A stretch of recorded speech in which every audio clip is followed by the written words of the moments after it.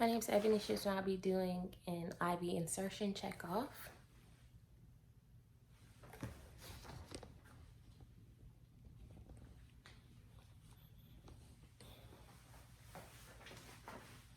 So first, we want to always start off with verify procedure and hospital policies. I'm going to also go ahead and gather my equipment that's right here. I am going to wash my hands. Always identify the patient using two identifiers. So his name is Jaguar Jones, date of birth 8/25/1963. Jaguar Jones, date of birth 8/25/1963. I'm going to explain the procedure. So today, Mr. Jaguar Jones, we will be starting the IV on you, if that's okay with you.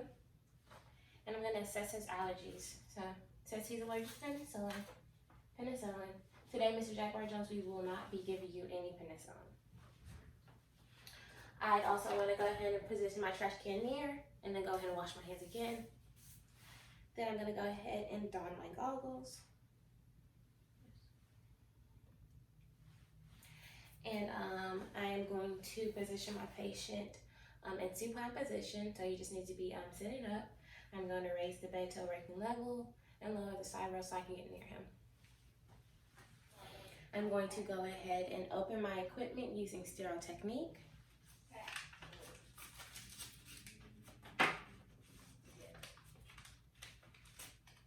I want to go ahead and swab the end of the saline lock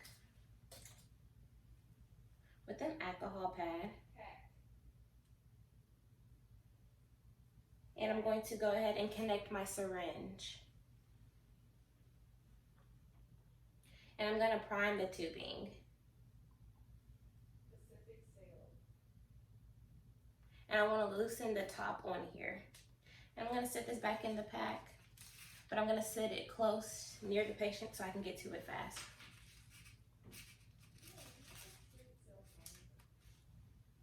I'm going to go ahead and open my needle, make sure it's out the pack, and I'm going to take out my transparent dressing out the pack. This fell on the ground, so I probably wouldn't use it again. I had to get me a new one.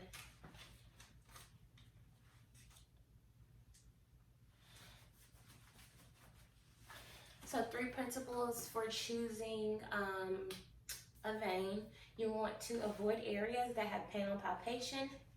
I want to avoid dorsal hand veins in elderly or older adults. And then you want to make sure that the IV is in an area that does not prevent patients from completing activities of daily living. And 3 principles for venous distension, for fostering venous distension.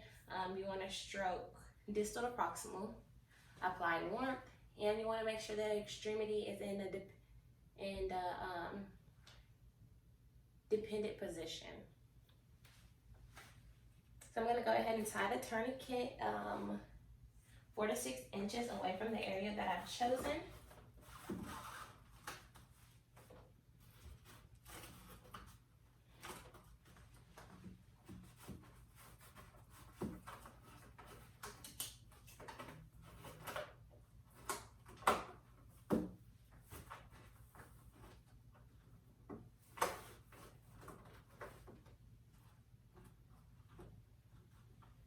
Okay, and then I'm going to assess the patient's radial pulse.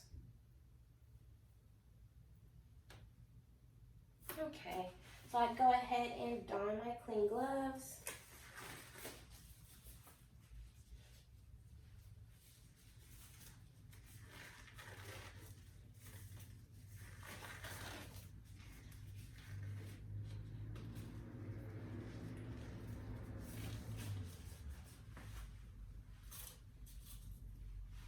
And I'm going to clean the area that I've chosen with chlorhexidine for at least 20 or 30 seconds. I'm going to be moving in circular motion, side to side and up and down.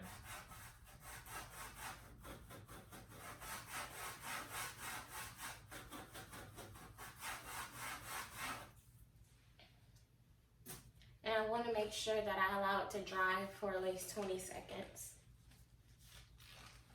So while it's drying, I'm gonna bring my camera up some more so y'all can see better. You wouldn't do this in real life, but for the sakes of the video, so you can see what I'm doing. So I have my saline lock near on the bedside table, so I can grab it quickly. I'm gonna go ahead and grab my needle.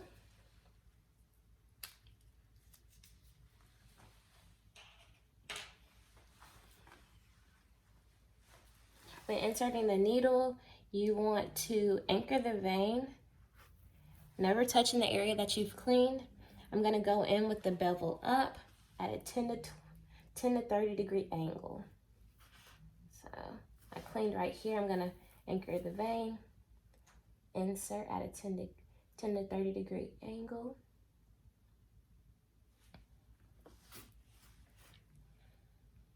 Once I receive blood return, I'm gonna insert another 1/4 of an inch. And then I'm gonna advance the catheter all the way up while keeping the needle still. I'm going to pull the tourniquet. Then I'm gonna apply pressure 1 1/4 inch up, 1 1/4 inch up. I'm gonna remove this needle. I dispose of this in the sharps container. I'm gonna place this on the bedside table for now, away from the patient. I would be receiving blood return, so I'd want to hurry and connect the saline lock.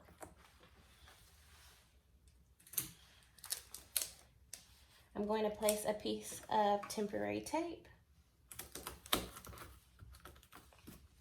So now is the time where I would aspirate for blood return, and then I'd go ahead and flush the vein, and I would assess for any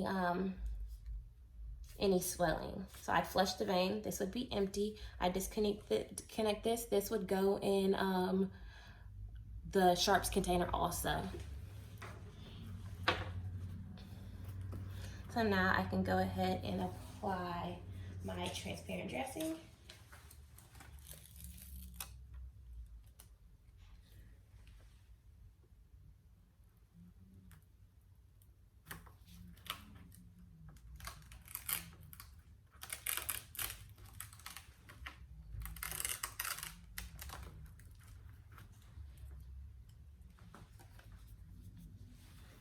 I will remove this tape.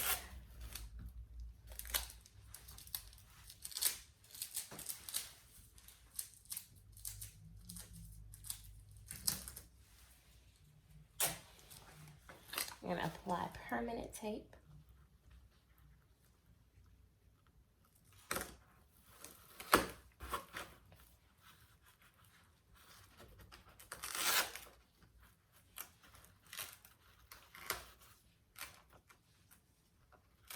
Allow it to J-loop.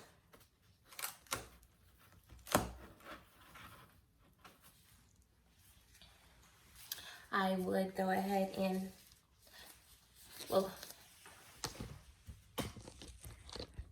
first I would go ahead and dispose of my equipment over here.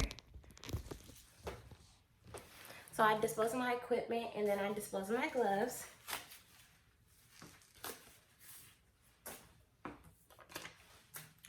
On the transparent dressing, it has an area that allows us to label it.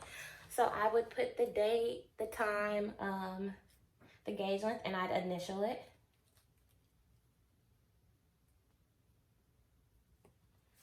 And I would place this on my dressing.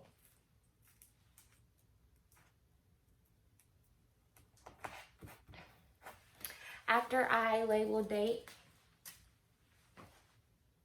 it with date, time, initials, gauge length would go on there, the size, I would go ahead and reposition my patient comfortably.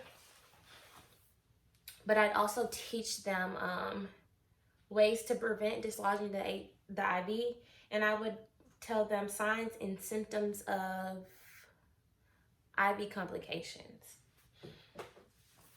So I'd go ahead and wash my hands, and then I would document Things I document would be the date, the time,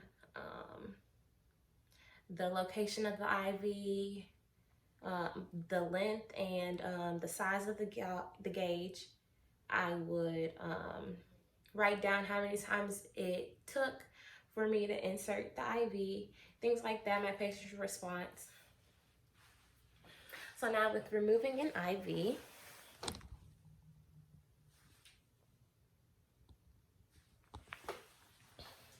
I would apply clean gloves.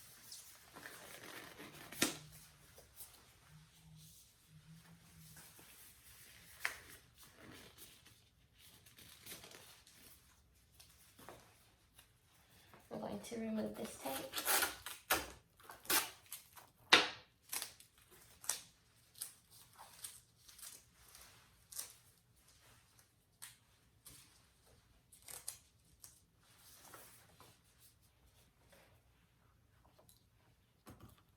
I also want to disconnect the saline lock.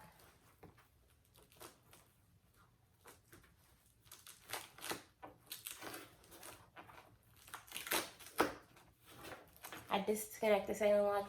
This will go in the sharps container. I would go ahead and pull up my transparent dressing.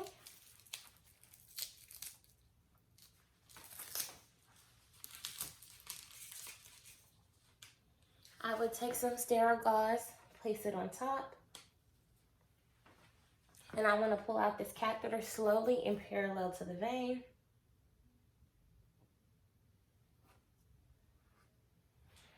I would assess the catheter to check the intactness of it. Make sure that it's still all there. This would go in the sharps container as well. You never dispose of needles into the trash can, always a sharps container. While I'm applying pressure with the sterile gauze, I would go ahead and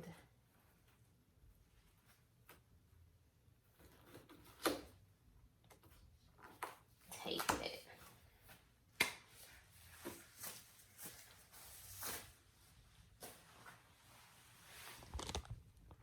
And that completes my IV insertion checkoff.